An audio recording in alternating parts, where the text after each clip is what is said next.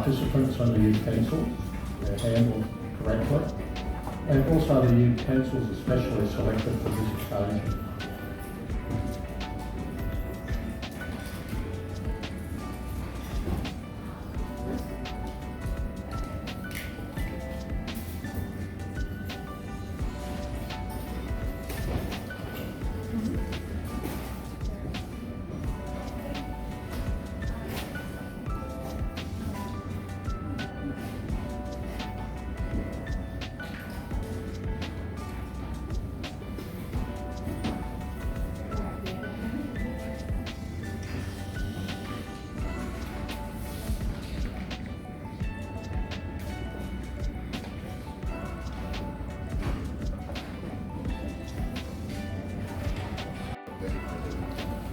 And the hose cloth is picked up again.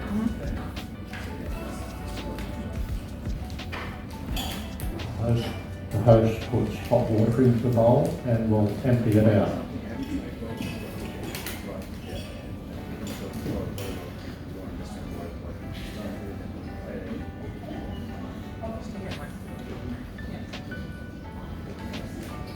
The guests have said, please finish up or please wash up.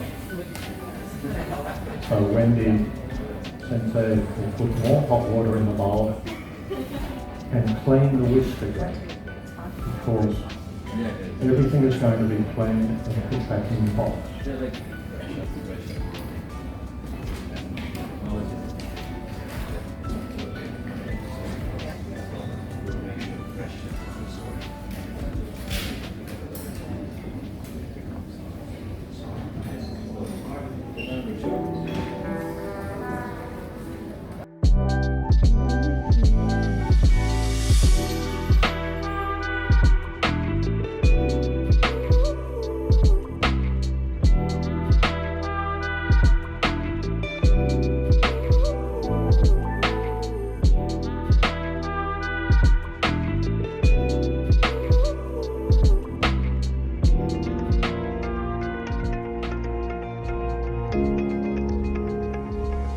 Nestled amongst Australia's highest mountain range, 740 metres above sea level, you'll find the picturesque Atherton Tablelands. It's an hour and a half from Cairns, but often an undiscovered part of Australia. For our Narada team though, it's our backyard. Many are surprised to learn this region is the perfect climate to grow world-class tea. The rich volcanic soils, the unique microclimate and tropical rainforest, all sitting amongst World Heritage listed National Park, allows our tea to be grown in perfect harmony with the surrounding environment. We're very much in harmony with nature, with no pesticides used in the cultivation of our tea, and the plantation is not irrigated. It can be tough at times, but our commitment to sustainable farming practices has recently gained us Rainforest Alliance certification and allows our resident Lumholtz tree kangaroos to reside outside our tea rooms and thrive. You can taste this quality in every cup, with the journey from crop to cup taking as little as 4 weeks. Our tea masters taste tea daily, assessing the consistency of flavour from our single origin 360 hectare estate. It's been no mean feat to produce exceptional teas in Australia, but in true Aussie character, we've pioneered machinery to allow us to compete with the best teas in the world. Small by global standards, we produce approximately 1.5 million kilograms of Australian grown black tea each year. That's almost 750 million cups of tea proudly harvested and packed with love by our Queensland-based team. So, put on the kettle and enjoy Australia's freshest tea.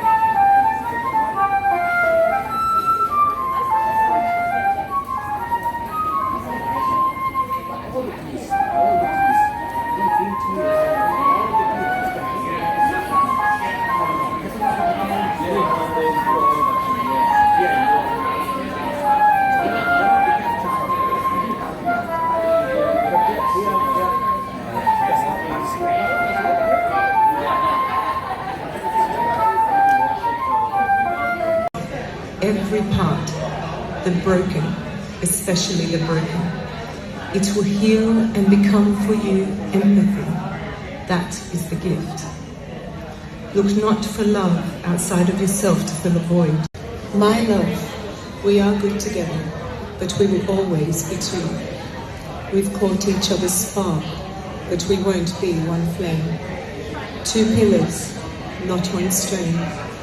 Two instruments playing the same song. Two seasons, one following the other.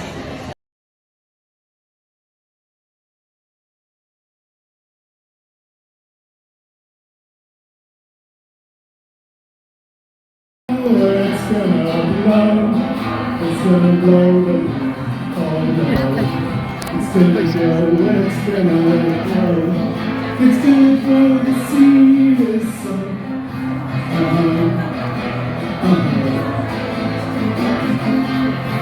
So remember that she likes Adam, and that comes as no surprise.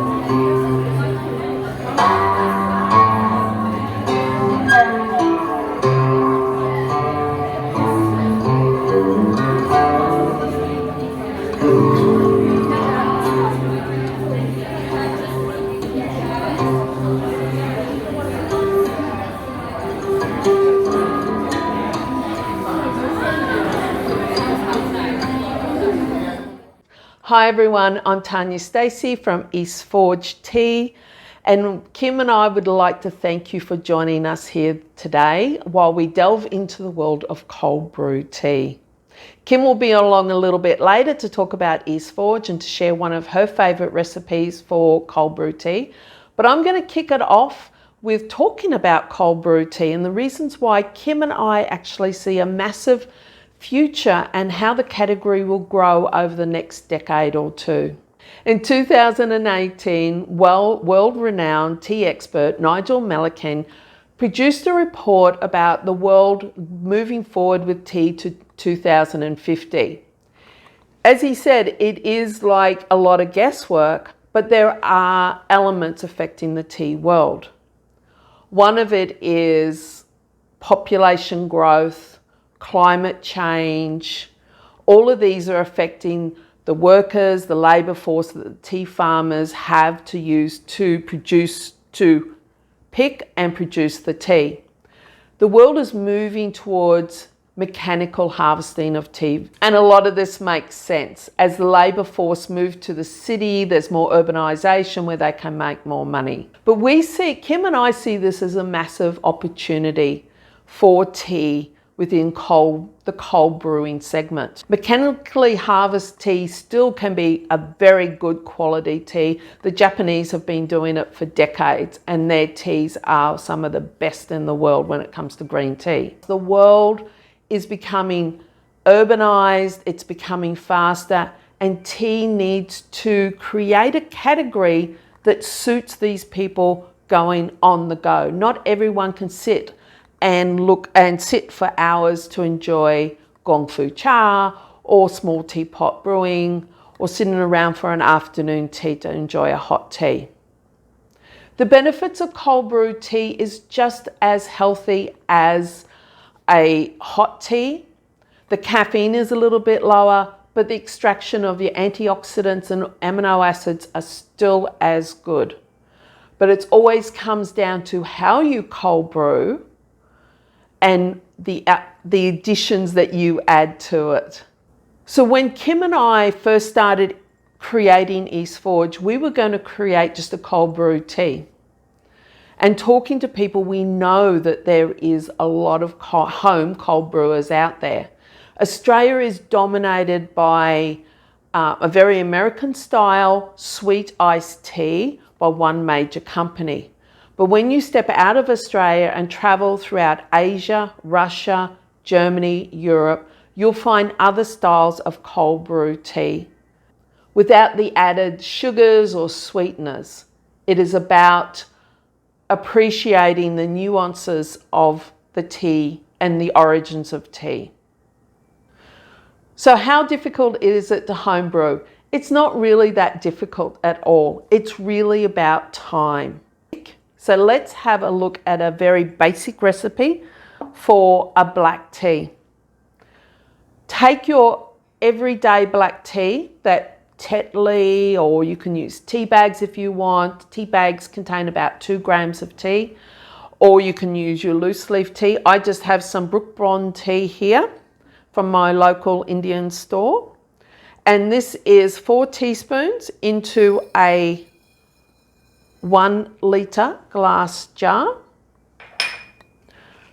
And I add 1 litre of water to that. So it's 1 teaspoon or 1 gram per 100 mils, or 1 teaspoon per 100 mils of water, or 10 grams to a litre. And as you can see, we just pop the lid on that.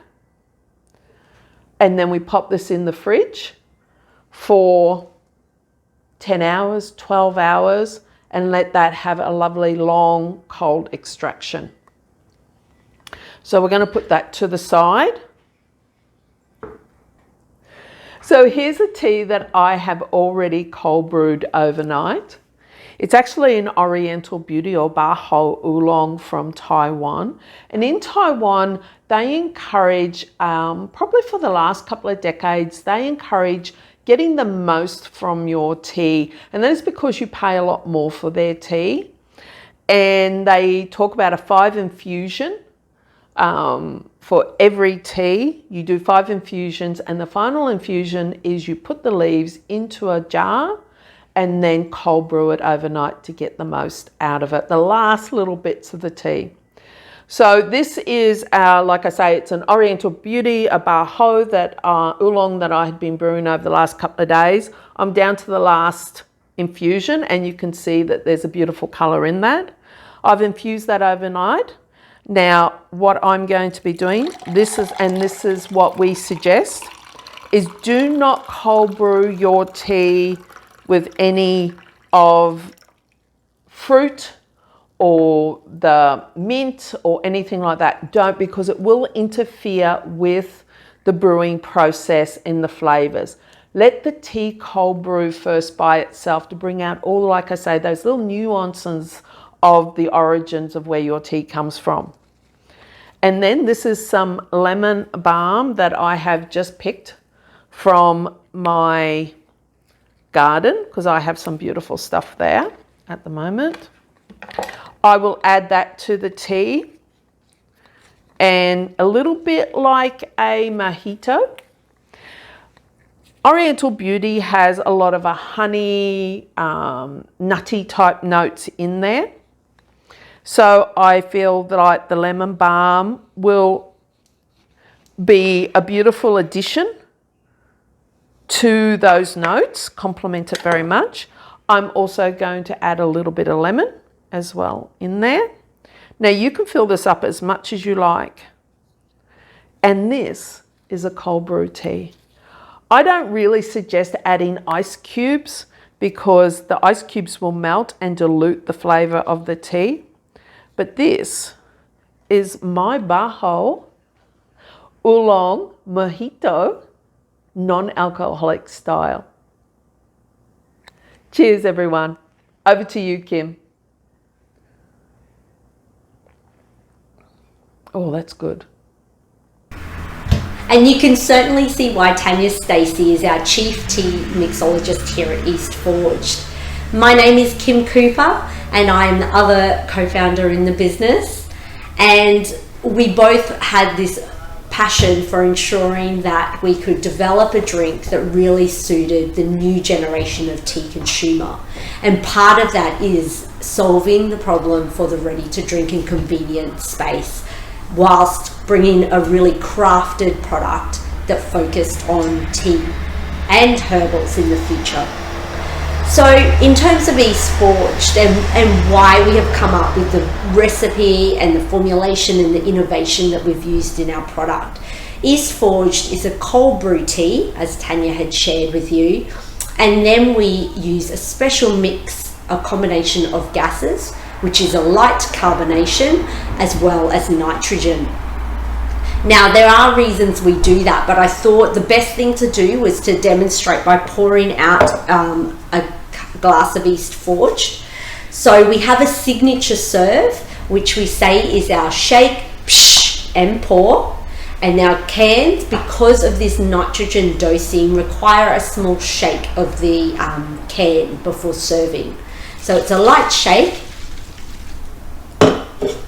and then the psh, and then a hard pour.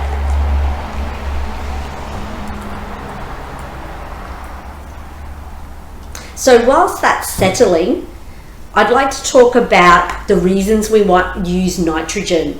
So we use nitrogen because you can see here there is a surge and cascade as the nitrogen's forced down under the liquor and then surges and cascades back over the top. It creates this micro foam. And these micro foam bubbles are very different to what we see in a carbonated drink. Nitrogen is odorless and it's tasteless, and it doesn't interact with the tea molecules. This is very different to the way that carbonation behaves. CO2 behaves in a different way in that it actually interacts with the tea molecules and the flavors, and you start to get really strong taste notes of lemon and almost a bicarbonate experience. And it's not that pleasant, and it overrides the delicate tea flavors. Nitrogen is the complete opposite in that it doesn't override the tea taste, and it allows you to continue to taste those amazing, complex yet delicate notes of tea. Nitrogen is used to give this wonderful body experience in the drink, which we feel in the mouth as a mouthfeel or a texture.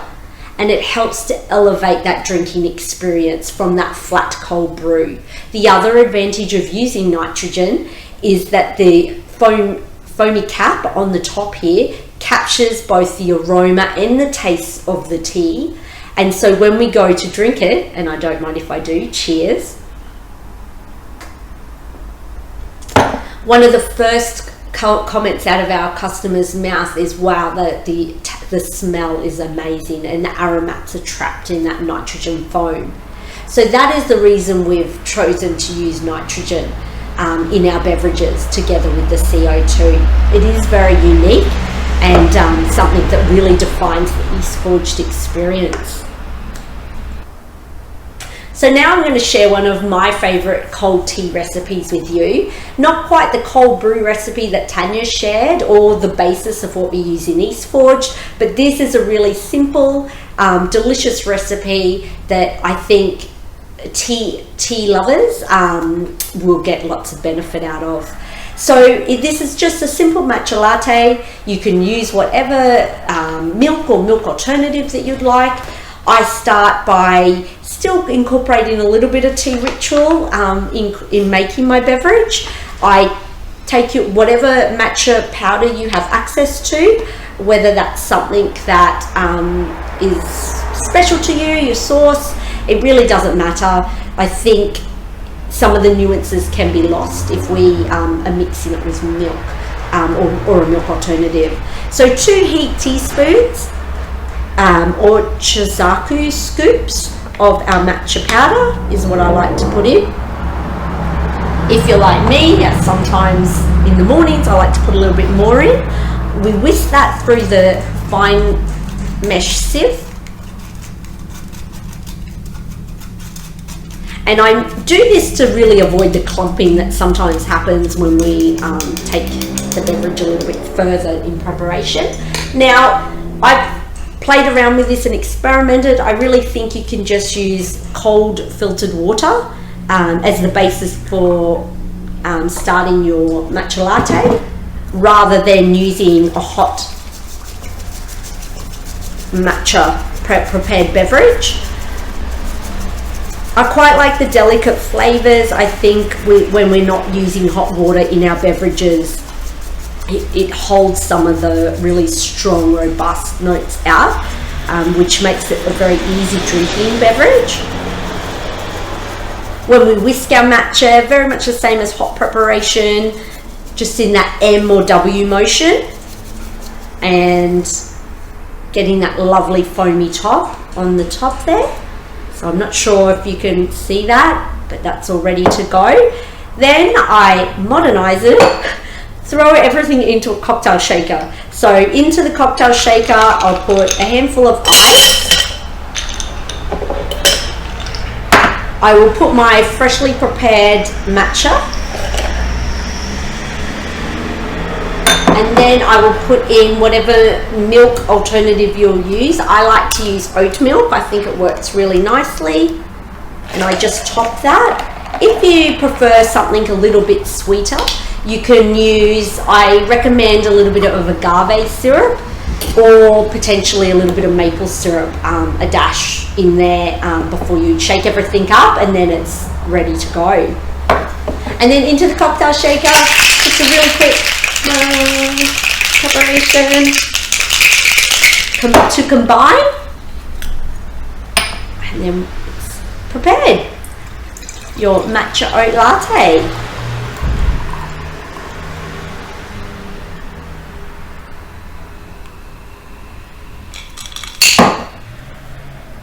Cheers, enjoy. Oh, that's good.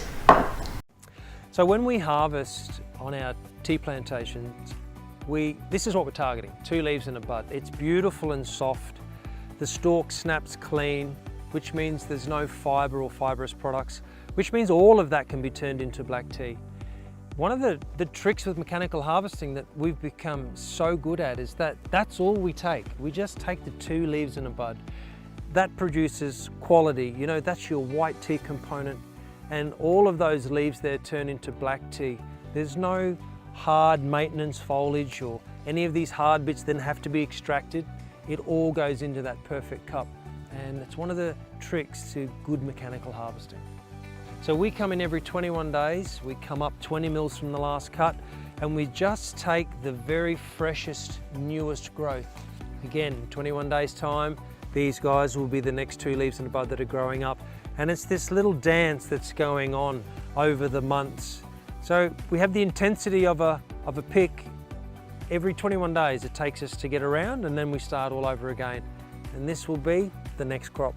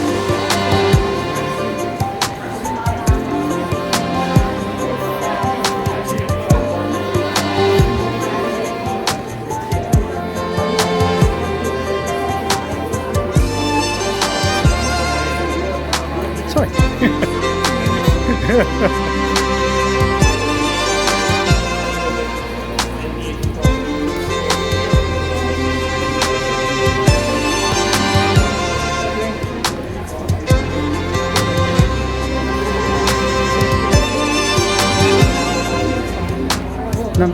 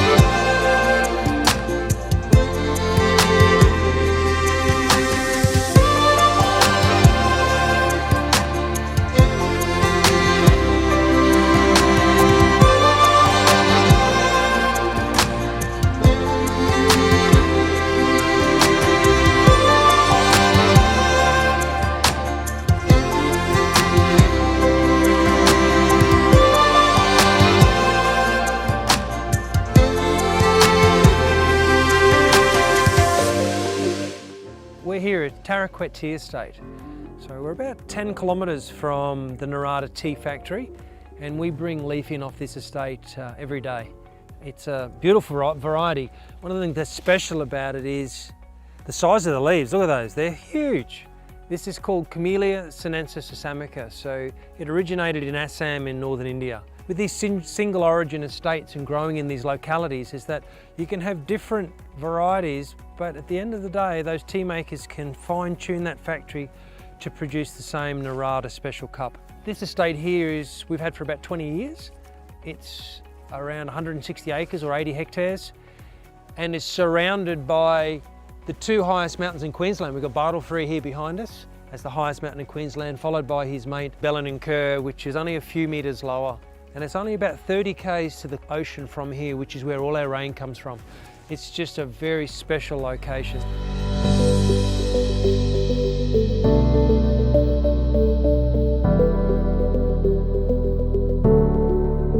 So, good morning fellow delegates, and welcome to this, the 6th Australian Tea Cultural Seminar. I'd like to start our day by acknowledging the traditional custodians of the land on which we meet today, the Gadigal people of the Eora Nation.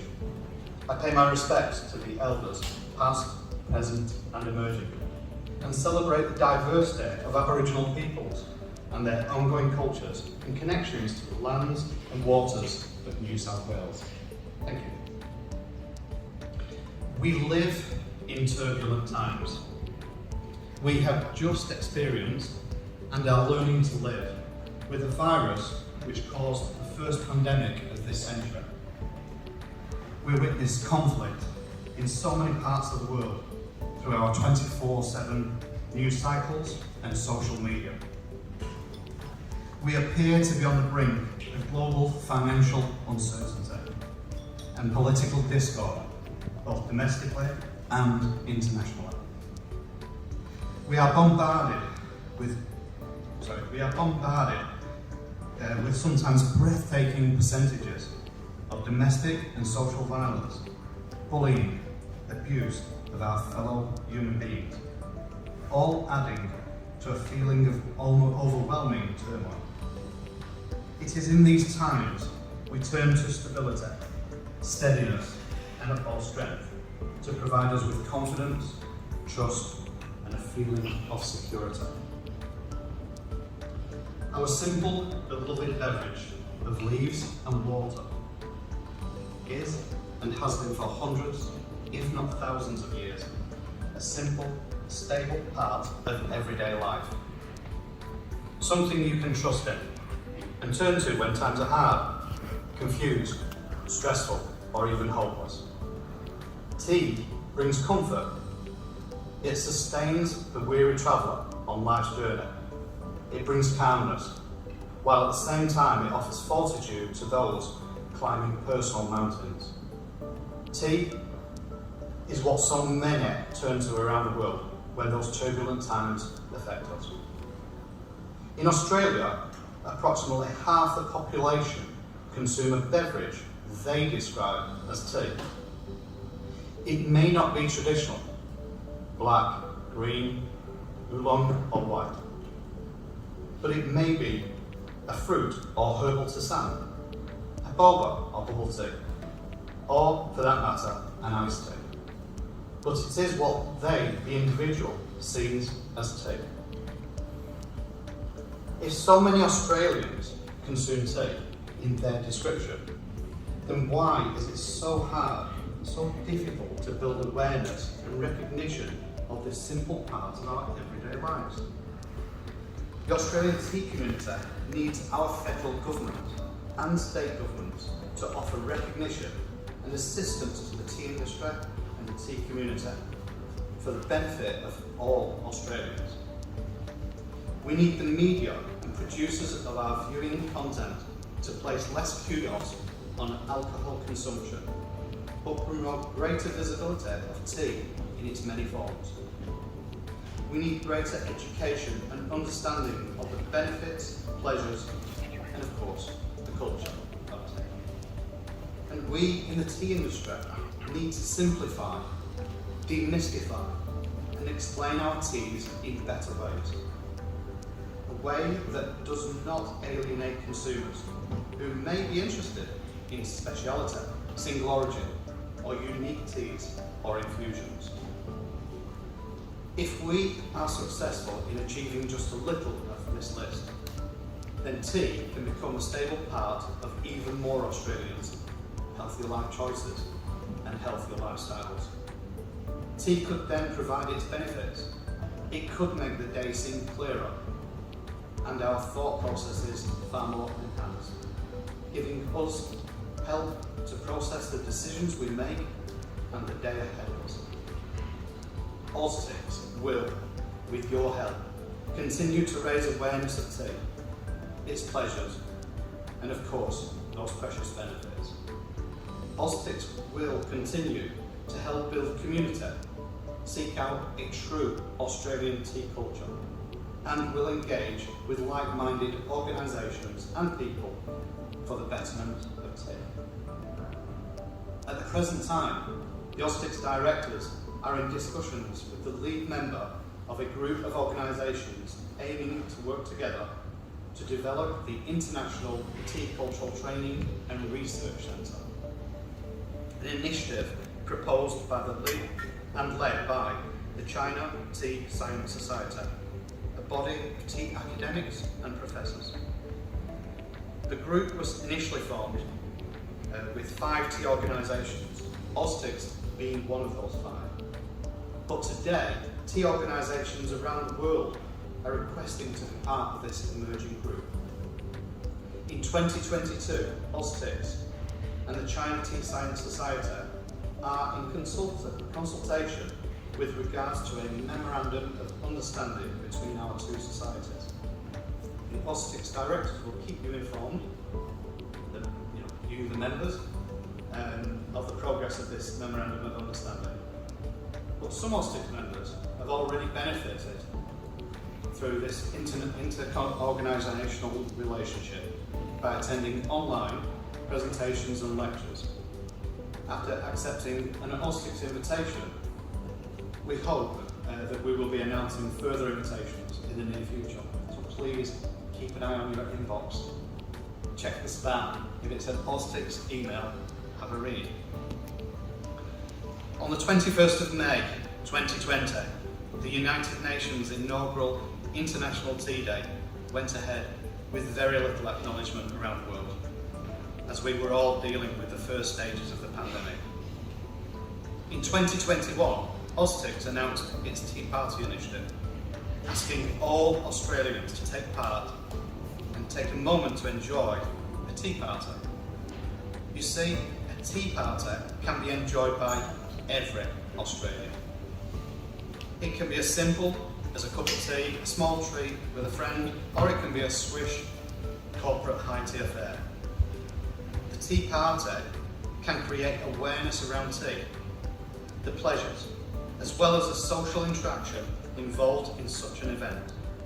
It also gives an opportunity to raise awareness that tea production and processing can contribute to a reduction in extreme poverty, help fight against hunger, aid the empowerment of women, and develop sustainable use of terrestrial ecosystems.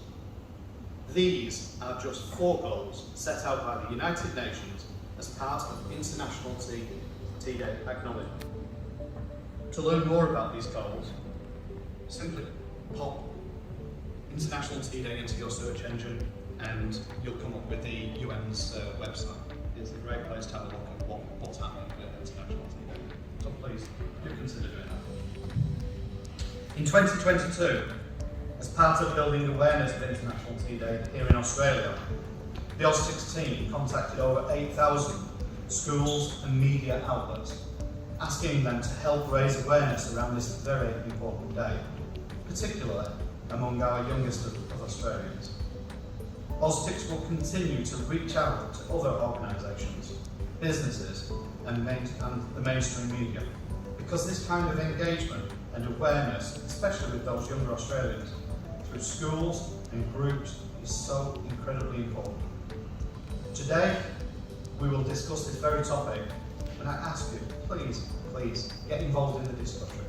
Contribute your feedback and be part of it, because with your feedback, AUSTCS can look to the future and create a better situation. Another topic which is front and centre of today's discussions is the subject of tea awards, and whether AUSTCS is the right organisation to get involved in the formation, development, overseeing and arrangement of official judging panels, along with awarding of such awards. This topic has been a point of some discussion for a while within AUSTCS. In fact, it goes back to our very first seminar back in 2017. Back then, great effort by AUSTCS members Leslie and Clayton Pine found us promoting and becoming involved with the Royal Agricultural Society and their Fine Food Awards in Tasmania. Initially, this was it created great excitement, and small tea businesses hurriedly entered their teas and tisane. Some of those business owners who entered in that first year or two are here with us today. But like so many other things over the last 2 years or so, the Fine Food Awards suffered with the negative effects of pandemic isolation rules. They scrambled to arrange judges, they made ill-informed decisions and last-minute appointment of a judging panel. It created what could only be described as a small disaster. The fury, aggravation and stress, not to mention the out-of-pocket expenses of entering tea and teas, was widespread. This, unfortunately, is not the only frustration with awards in Australia. Other awards are created and present less transparent ways, causing mistrust, dislike, and a failing of value of such awards, even though the recipients may not be aware of these feelings within the Australian tea community at the time. So you can see, the forming of such Australian tea awards is not such a light undertaking and can be damaging for any organisation which forms, administers and governs over such awards. On the other hand, when you look how successful similar awards have been within other industries or overseas, a perfect example being the Australian wine industry, where the displaying of medals won in a fair, transparent and well-administered system has created an incredible positive outcome for both consumers and industry alike. Consumers who have very little knowledge of wines can easily walk into their local bottle shop and purchase with confidence an award-winning wine, knowing that a professional body has awarded the displayed medals for quality within a given style of wine classification. The businesses along the supply chain, from vine to bottle, all benefit because of this professional body's award system, making the promotion of individual wines easier for everyone concerned. This topic, again, will be discussed in far greater detail later this morning, when I ask you again, please give us your thoughts, use your voice, guide the AUSTCS team, so that we can make good decisions on your behalf. And please, those who are tea enthusiasts, or you may be here for various reasons, please give your opinion. Don't step back, be forward thinking, be forward giving. As the final outcomes are not business led, but are outcomes which work for both business and consumers. In other words, the Australian tea community. Because if AUSTCS is to do this, it has to be done well. Earlier in the year, in fact, just as the Omicron variant of COVID was raising its ugly head in various parts of the world, the AUSTCS team was very nervous at discussing this year's seminar and whether it would actually take place after 2 disappointing years postponing and then cancelling the Brisbane hosting. The feedback we received was quite precise. If a third online event was going to be on the cards, many simply would not attend. Not because the online seminars were disappointing in any way, but simply the fatigue of online events, desperately trying to maintain something that matched the face-to-face experience, was becoming far too much for everyone. Next was the announcement by the the Fair Festivals Australia, that they would no longer be promoting the Sydney and Melbourne Tea Festivals, which AUSTCS and myself were very committed to. The AUSTCS team realised that AUSTCS had to have a go at doing something new for the tea community, simply based on these two reasons. And so the Tea Cultural Fair was born. Not a replacement in any way for the wonderful tea festivals, or to take away from the hard work and effort by Renee, Corinne and all the team at Festivals Australia, but to help fill a void in our already sparse tea calendar, and to offer a different approach to the community market idea. Yesterday's Tea Cultural Fair was our first attempt, and I hope that those who participated on one of the stalls, it was a great success. And for those who attended, let me enjoy the first presentation of our new Tea Cultural Fair. Remember, your feedback on these items, anything that AUSTCS is involved in, is incredibly valuable to the managing team. Your feedback, along with the votes taken at the AGM, which is at the end of the month on the Thursday, we'll receive your invitations. The AUSTCS team attempts to action on your behalf in the coming year and into the future. I'd like to just take a quick moment of your time to acknowledge the hard work of a lady we won't get to meet, a lady called Emma Weir. Emma is the communications manager with Mastermind Consulting. She's been the force behind achieving a great outcome when it comes to the official sponsorship of this event by Narada Tea. Emma has communicated tirelessly with the management at Narada and has helped bring together two Australian tea entities for the betterment of tea in Australia. This year's sponsorship by Narada is hopefully the first step in a long and mutual beneficial relationship. On behalf of AUSTCS, I thank Narada for their generosity of in-kind financial support of this weekend's event, and the management of Mastermind Consulting for making it happen. Finally,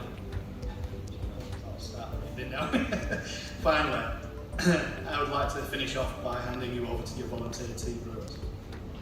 But first, before I do that, can I now invite you all to grab your little brown buff boxes, break the seal, and enjoy your award-winning cup by Andrew Russo, who was our winning potter this year, and you will use throughout the day at your welcome bite.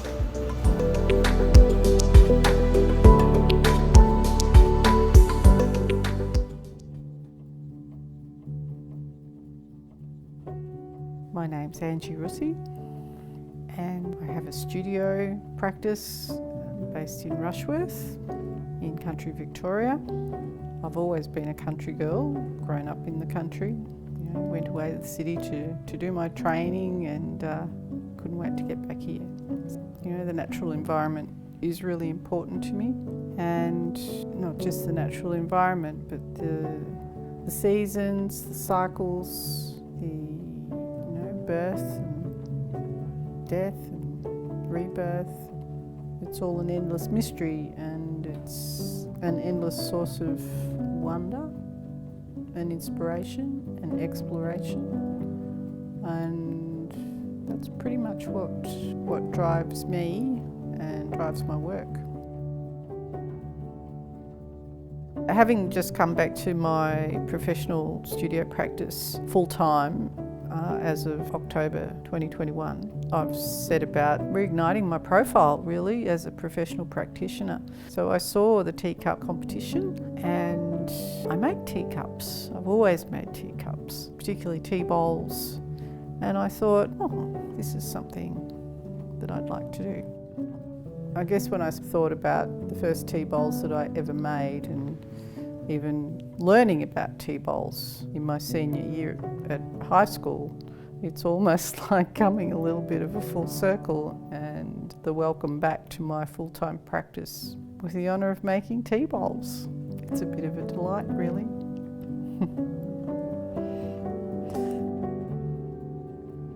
I chose to make the tea bowls in porcelain, firstly for a functional reason, because porcelain is such a beautiful fine clay body, and I can get a very fine drinking vessel that holds the heat, but also has a beautiful lip to put to your mouth. I guess my training looms fairly large in my practice in terms of, I remember teachers such as Chris Sanders and Greg Daly, Paul Davis, talking about form and function and, really driving that home to us. And it holds true for me through my practice in all of these years, that the handmade object, we're not machines. This idea of making everything that's completely, each widget is the same.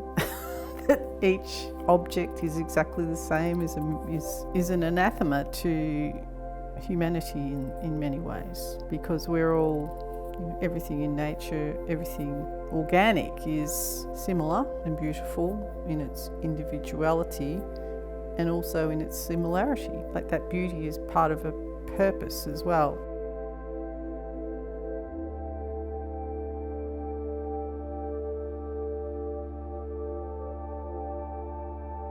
It's important that the lip of the bowl, of the tea bowl, be comfortable on your mouth, that it is a sensual act, it's very intimate, and it needs to be pleasurable in all ways.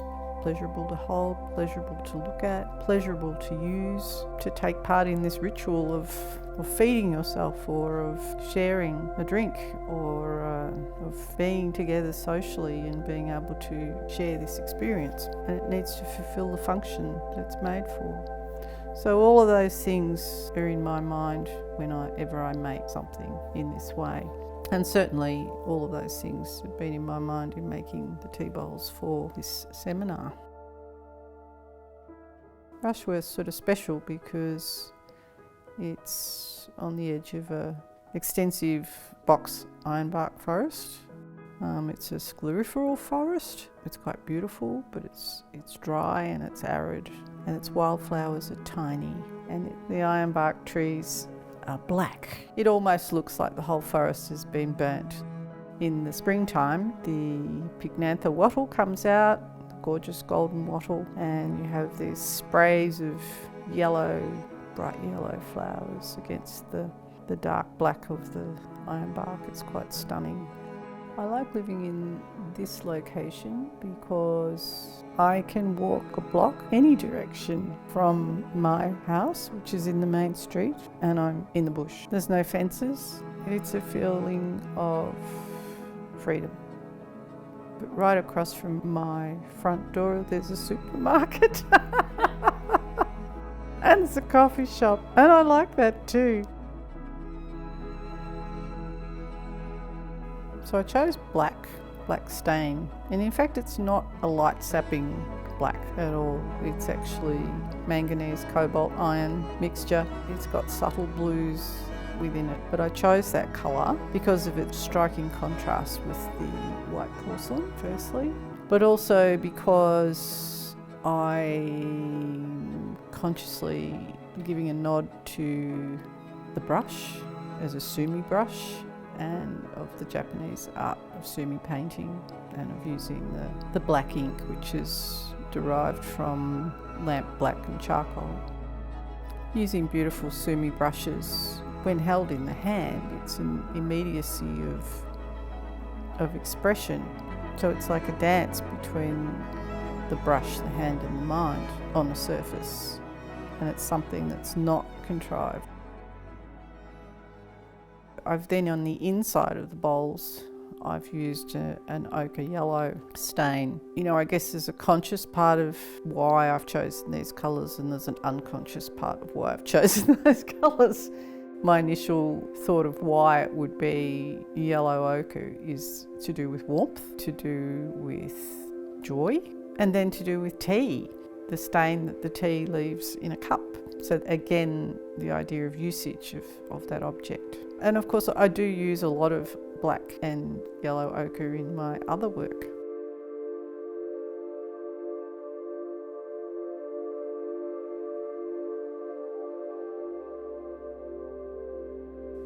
And I've come to realise that the environment in which you live, even if you do not consciously express and respond to that environment in some way within your artwork, it actually happens anyway.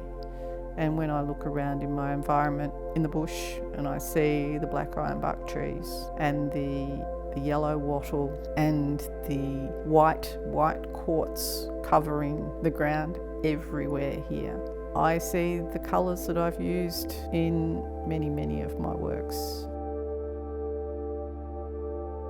So coming back into the studio after 15 years of part-time arts management and also part-time studio practice, where I couldn't really get my teeth into my studio practice for all of those years. But coming back full-time is just the best, the absolute best. It's a case of you don't know what you've got till it's gone. And I truly value being in my studio, being able to create beautiful things, being able to follow an idea through, being able to meet the people that buy and use what I make, or to make something specifically for people and follow that right through. I truly do appreciate that now more than I ever did as a very young artist just out of art school, starting my own studio and having that full-time practice for a good 20 years before I went into arts management. Clay is such a beautiful material in that it's so malleable. You can shape it into a three-dimensional shape. You can also paint it, or you can make it flat and you can paint it. It has all faces, it has all possibilities. I love the fact that it goes from being a squishy, sticky, messy substance to being formed into something that goes hard when the water's dried out of it and then goes into a kiln at frightening temperatures and is almost destroyed, but comes out like this glassy, beautiful, solid, but fragile if you drop it. Totally changed, totally transformed. Yeah, I just love it. I love working with the elements, and you get to work with all the elements with clay. Earth, air, water, fire. You have to use them all, and you have to honour them all. Having my tea bowl chosen as the tea bowl that would be made for the seminar this year has been an absolute beautiful validation for me that I am where I should be, that I am where I need to be, that this is the place for me.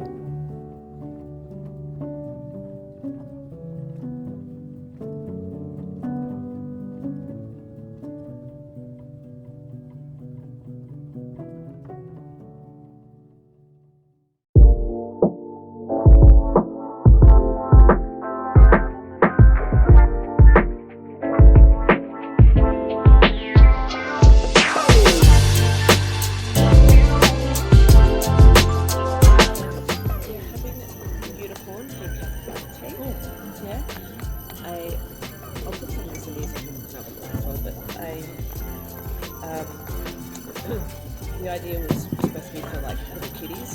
Yeah. Being at the markets, you get a lot of people going, I'm here at a cafe.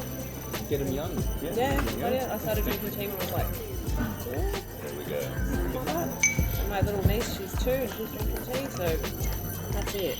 Yeah. People started young. And for the big kids as well. That's it. I think it's nice to have something that you can have at night that's going to keep you awake. Exactly.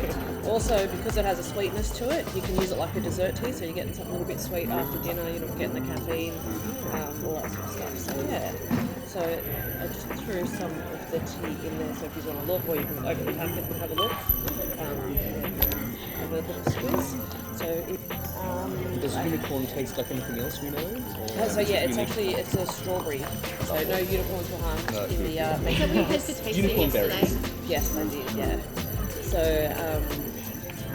So it is a strawberry flavoured. It is natural flavours. So natural flavour oils. There is. Yeah, that's it. There's strawberry pieces in there, mallow blossoms, rose petals, and I do have little unicorn cake decorations that I get. They are all natural as well, so they're gluten-free, dairy-free, egg, nut, all that free, no artificial colours or anything. And you can see in there, in that spoon, there's a little blue unicorn there with the light, so it's sort of showing it on the go. Yeah, and I'm sorry, the bag's really scratched up because it's my tasting bag, so... Wow. I won't ask which part of the unicorn that's from, but yeah. I can see everything there, that's nice. Yeah. Oh, I see, it really does have a little unicorn. Yeah. What's the little unicorn made of? Yeah, so like I said, they're little natural cake decorations. Oh. So again, so they do just dissolve in there, but no artificial colours. I said no dairy, egg, nothing, no gluten. So if anyone's freaking out about their allergies for kids and stuff, it's good. So I'll only brew it for a minute because obviously in black and stuff you get tanniny and all that, and it is a decaf, and I remember because I used to work in another tea house and we had decaf black teas there, and they used to be really, really light, like they stripped quite a lot, so the tea itself was really mild. This one actually still carries quite a punch, like you can easily like once you brew it for a minute to put your milk in, it's still got a lot of body to it. So I don't want to get too astringent for everyone. It's going to be super hot too, so it's really hard to taste when they cool down. Yeah, take a cold one as well. Yeah, I know. Just to cool everyone's cups down.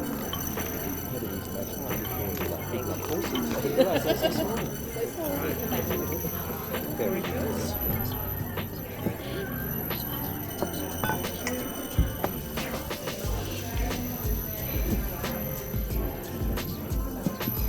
To a recipe, so raw minerals put together and mixed in like a cake mix, and so they're mixed for certain purposes. So you have earthenware, you have stoneware, you have porcelain. They all do different things, but they're made to a recipe. But you would know that, you know, in the area that I'm in, it's not far from Bendigo, where they used to dig up Bendigo clay, and that used to be bagged up in solid clothes, and it was used for the Bendigo pottery for years and years to make all the big jars and that sort of thing for many years. So there still are good deposits of clay that are dug up, but then to make them more usable and more consistent, they have other minerals added to them. So I hope that answers your question. Okay. I think that's all the questions. Thank you so much. When you watch it.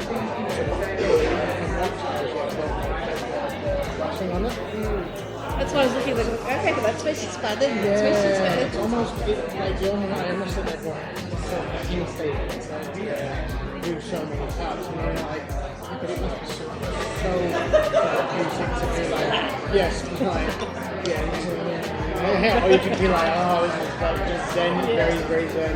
Yeah. So this is the cementless oolong. I will be brewing a different tea for each section.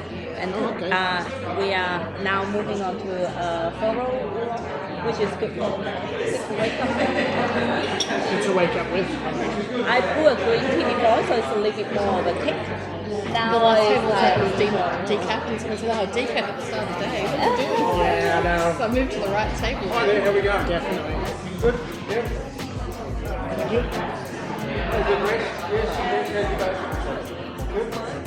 So the oolong is from Taiwan. Where's my mom? This is a really tightly rolled ball oolong, which is very typical of Taiwan to roll their tea very tight.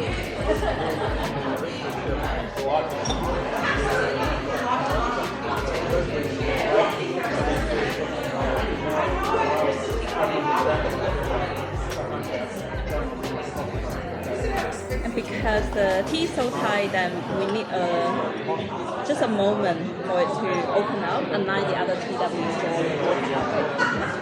What do you normally drink? Me, I'm very much a black tea drinker.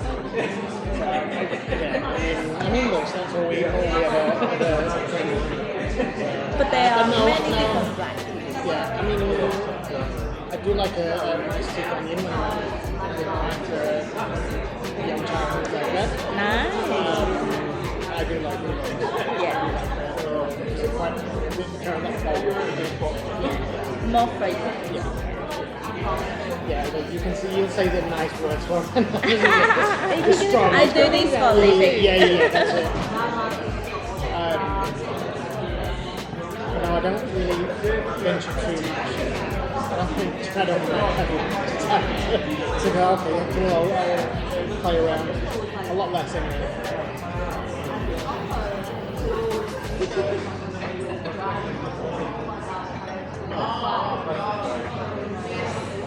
And everything.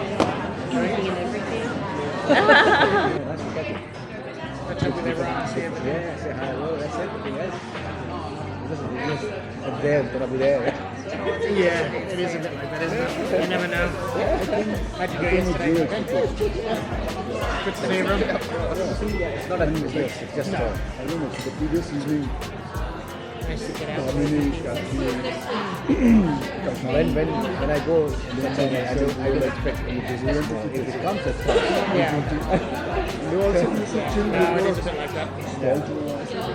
That's alright. The thing is, I got my follow-up, I got my money. Start to Everything is arranged for, water is coming from the location. Yeah, it's very nice. Yeah, very good. And there's a lot of foot traffic, so that's always good. Because more residential, like, a lot of buildings coming up in this area. Are you sure you're keen to this? Makes it quite easy to come. New people.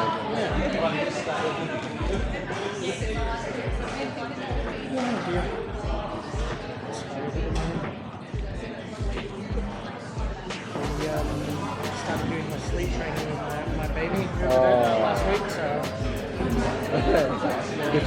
she's been terrible for the last sort of maybe 3 weeks. She just every 45 minutes, every hour, she's awake. Go back to sleep. No, I want to be awake. No, go back to sleep.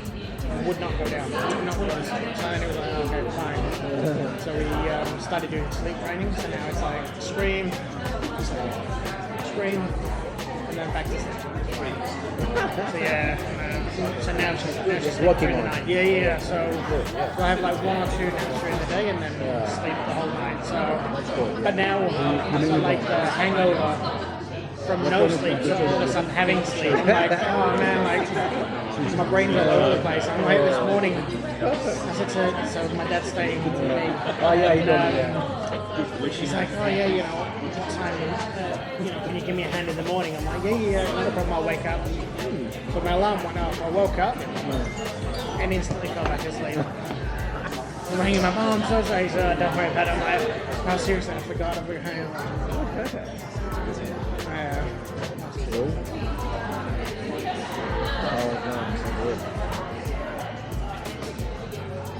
हाँ लेने के बाद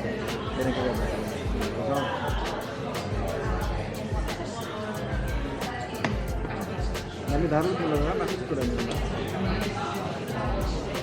क्या भी कुछ नहीं हाँ यार oh मतलब मैं भी टेलीफोन लगा दे And I don't want to make them surprised.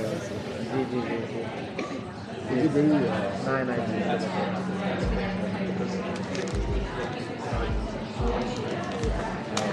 तो हमारा problem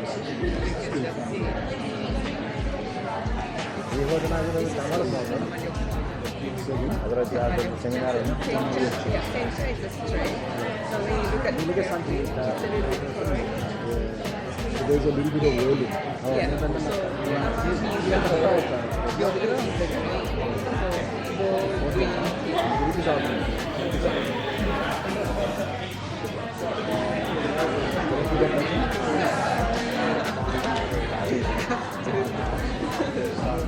Over your shoulder, right? ठीक है इंशाल्लाह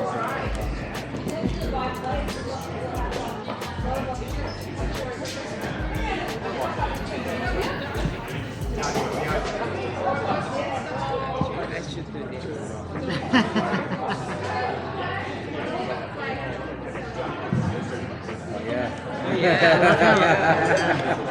I love all of the different cups. Yeah. Oh yeah, of course. Yeah. Not same. Yeah. This is it looks unique. Yeah. Everything is different. Everything will work. Not like a machine. Yeah. Not like machine made. You know? Same. That's good. Color and pattern. Yeah. Every single aspect of it. The size of them, the shape. You know, it's good. I do like the different cups. My current favourites are the black ones with the red mark on it. Very, very cool. You know, cool rather.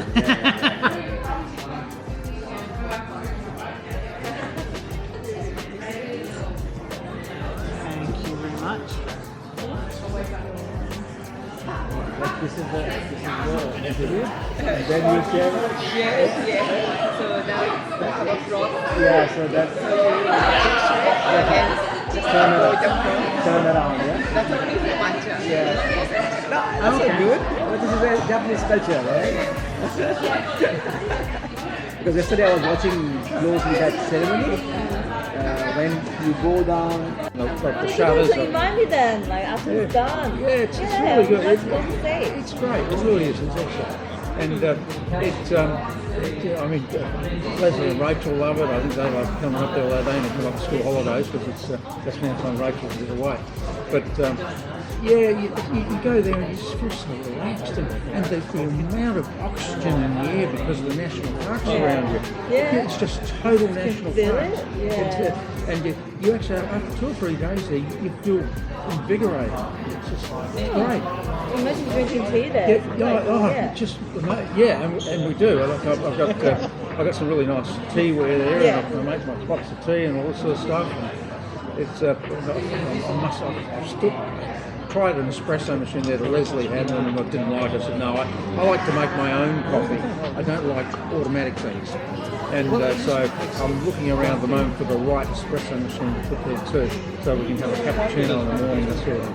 But fortunately in my street, I'm in Lake Street, and down the other end of Lake is a new cafe that's just opened up. It's an old cafe reopened, and the guys are doing it really well. It's very rustic and, just country a nice feel.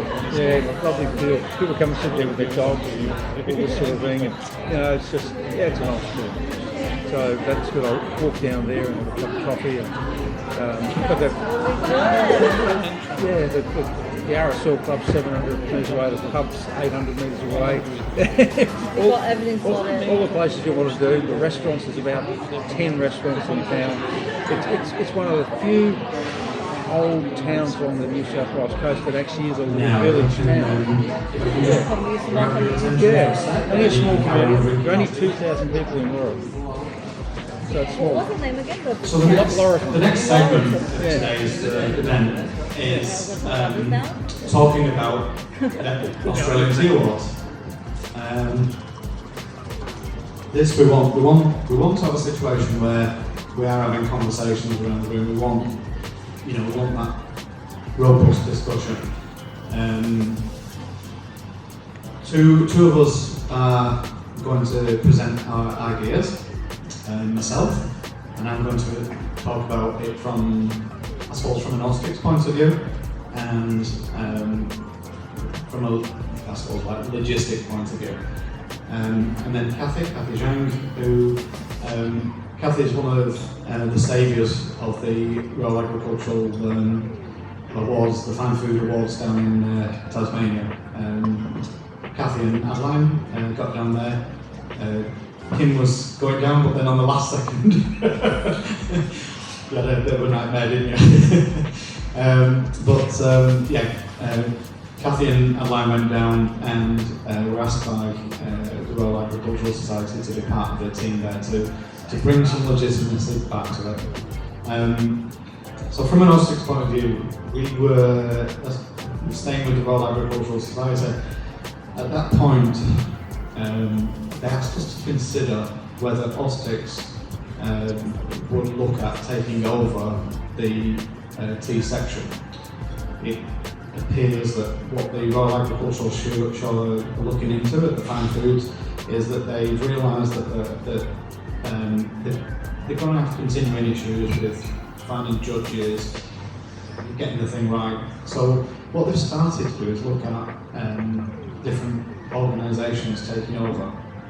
So I think it's the dairy people, they're now doing their own board within it.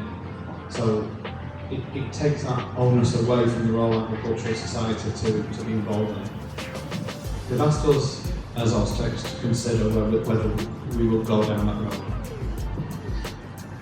I'm nervous about doing that, and the members of the team are also nervous. The things that we've talked about is that it's based in Tasmania and it's going to be in Tasmania every year, so that means that we have to work down there. I know these days it's a lot easier, but it does mean that situation and that expense. We've not discussed it any further than that. It was just an initial question: would AUSTCS consider taking it over? So that's one thought. Next one is my concern about doing the work.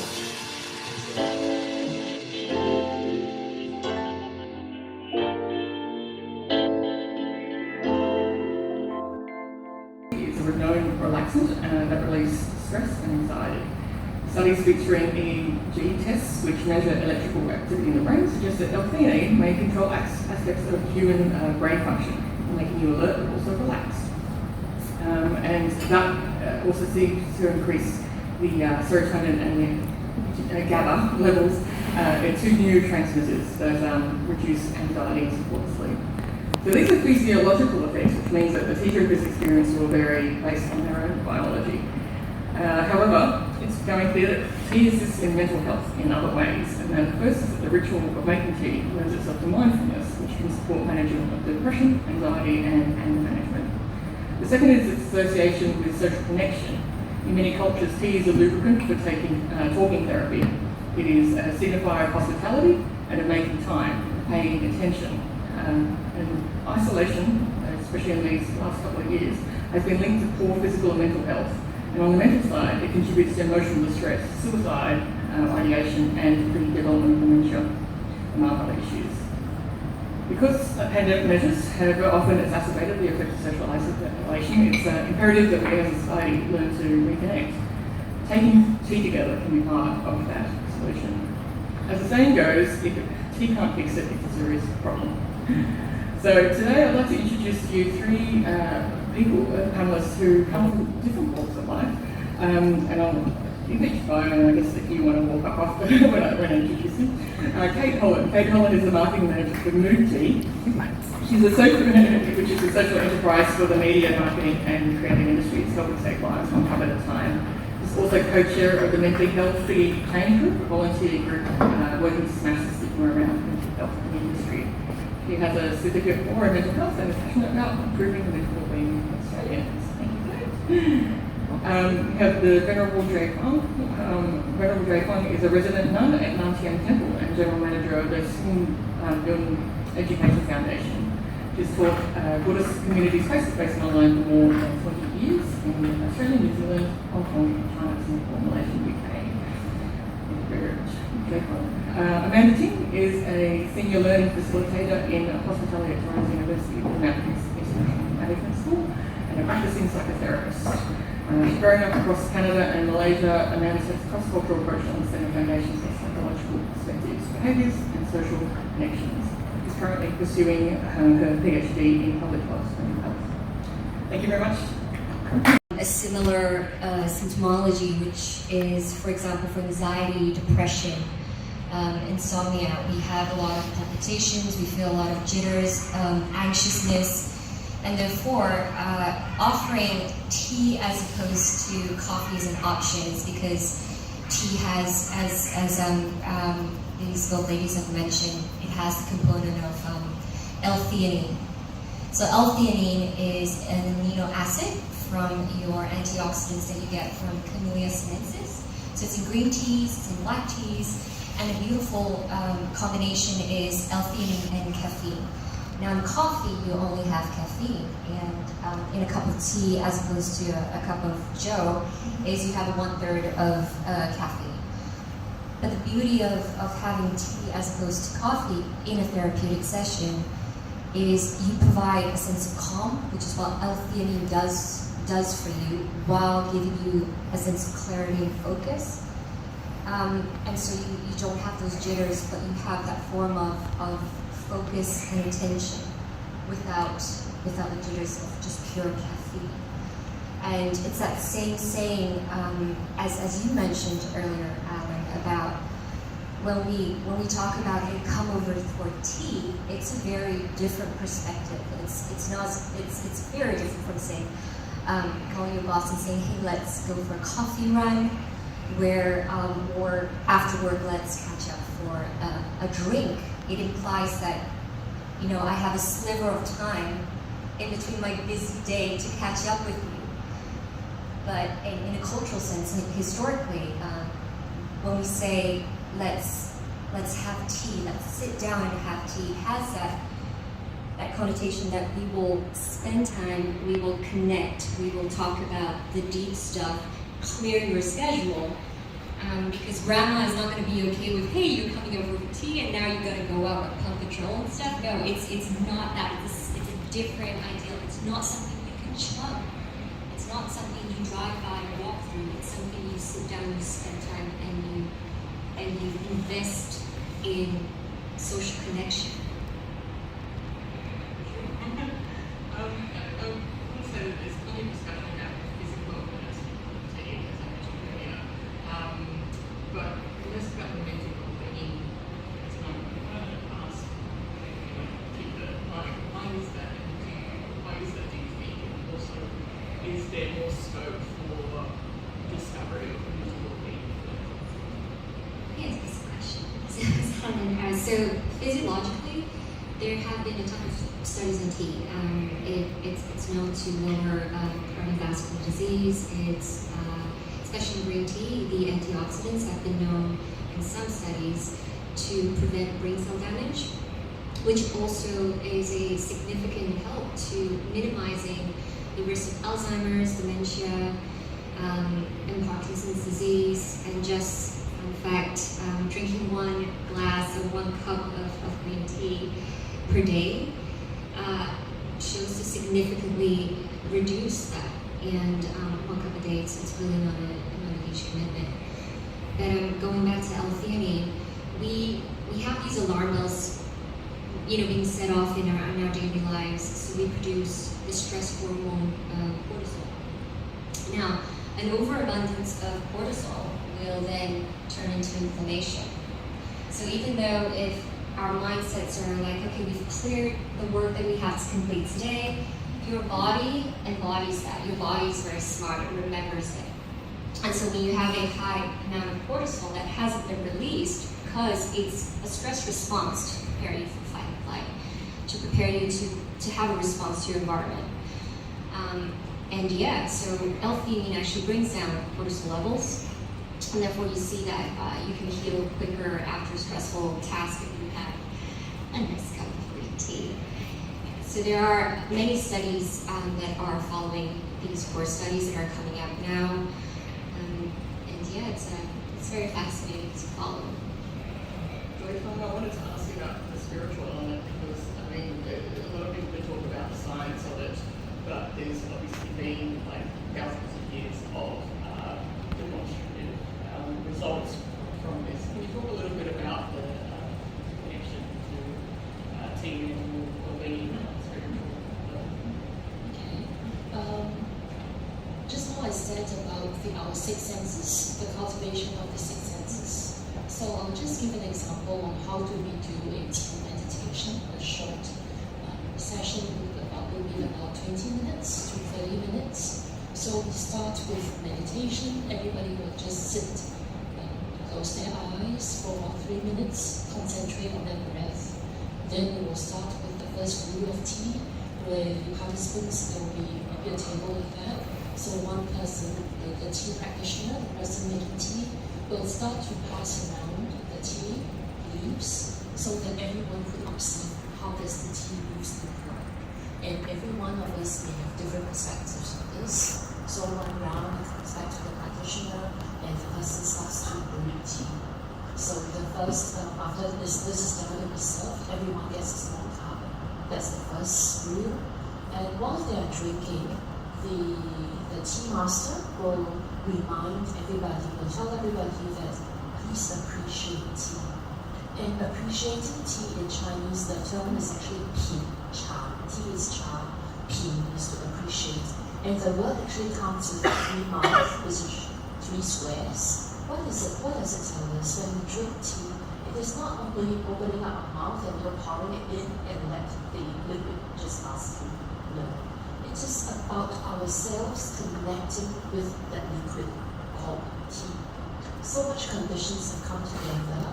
The awareness of the participants, the amount of time, the effort from the practitioner, the person brewing tea, the tea leaves, the water, all these conditions have come together. When it comes to me, I should be appreciating the conditions. So we will always remind everybody, just drink, appreciate the tea, a sip by a sip, a sip by a sip. So this is the first.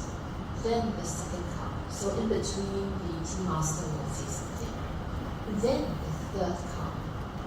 So at that point of time, when we serve the third cup of tea, it's no longer tea. It is just plain water.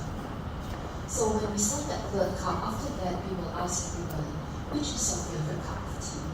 So people will just tell us, some people love the first cup because it is not as strong. Some people prefer the second cup because they think that the flavor of tea is more alive.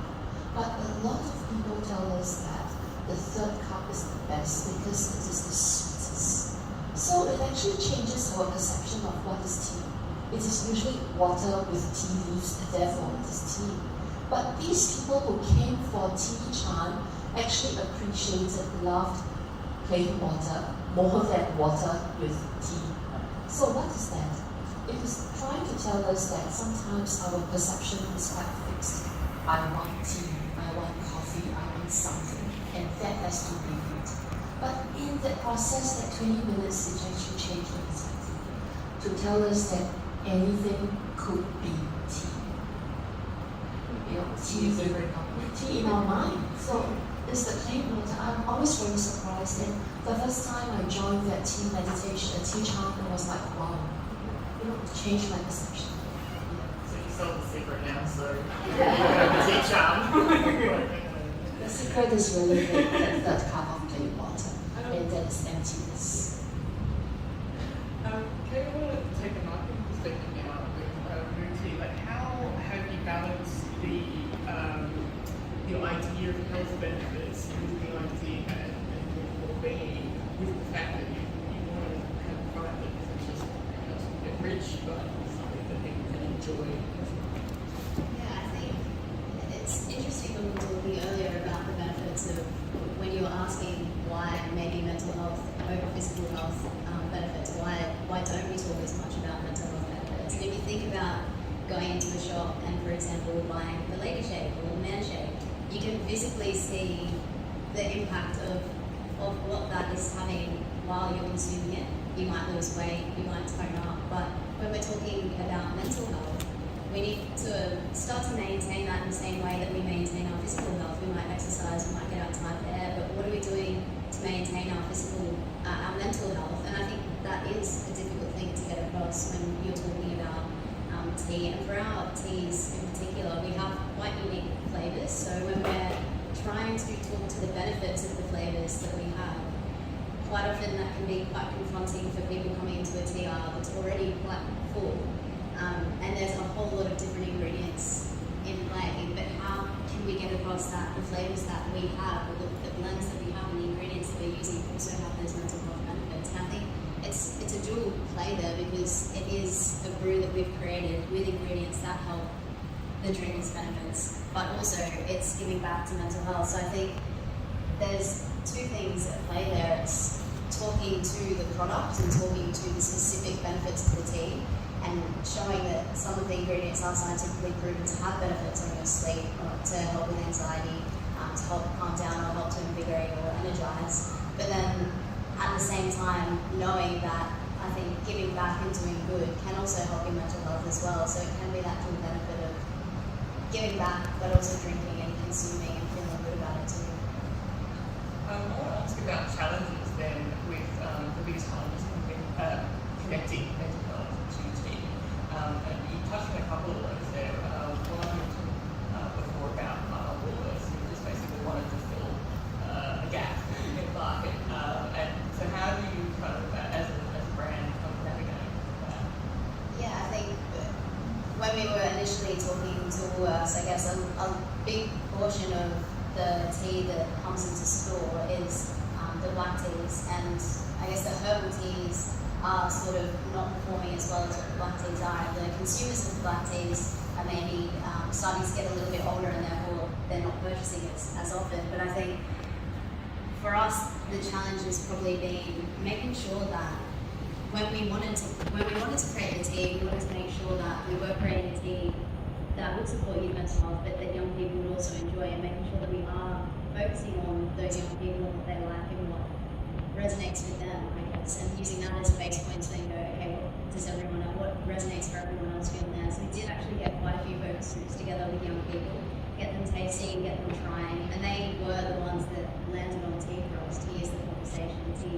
Tea is a way that they can open up and talk to people outside of, I guess, the construct of the social media and being online and not actually being able to have that open conversation. So I guess the challenges we faced is how can we talk about a tea that helps improve your mental health without having people afraid of the term mental health. We find quite often when we talk about anything to do with mental health, some people start to retreat and they don't want to talk more about it. But if we talk more about the benefits that they'll see that could potentially help their mental health, like the sleep, better sleep, calms your anxiety, helps you to energize, that's where we've found that we can navigate that challenge in terms of getting people through the door and trying, rather than going with a mental health first approach, because we feel like that sometimes can deter a consumer from purchasing.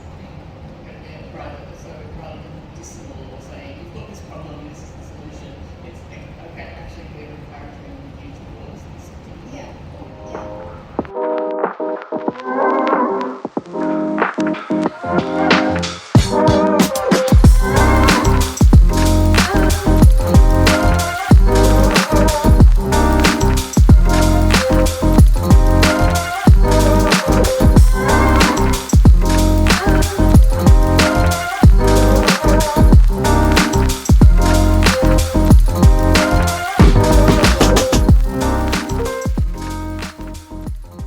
G'day everybody, we're here at Narada Tea on the Atherton Tablelands and we're looking at yesterday's production. We produced roughly 20 tonnes of made tea yesterday, and each one of these samples you see here is a core sample of a 1 tonne bag. And 1 tonne bag, that's 50,000 tea bags. That's a lot of tea bags. We grab our scales and we do a measured amount, roughly 2 grams, into our tea tasting cups, which are these guys, and we then add boiling water. We infuse for 6 minutes. And then we have a look. What we're actually really looking for is consistency. This is a single origin estate. All of the tea comes from this location, and the art in tea making is to make sure that every cup is exactly the same. And the tea tasters next door do a fabulous job in producing that quality tea day in, day out. Little nuances, different estates, time of day, they iron it all out to produce that beautiful, perfect cup. We got some proper tea tasting cups here, little grill at the front. What I'm going to do is decant these cups directly into the bowls. Then we're going to have a smell at what the aroma's like, which will come through beautifully while it's nice and warm. And then we'll have a look at the liquors that were produced, and we should be looking for consistency, as I said. You don't get these rich characters and this flavour and quality without having a pristine environment. So now that we've smelt those, we go through and we have a taste, and we taste these liquors. Beautiful, rich, clear liquors. Oh, delightful.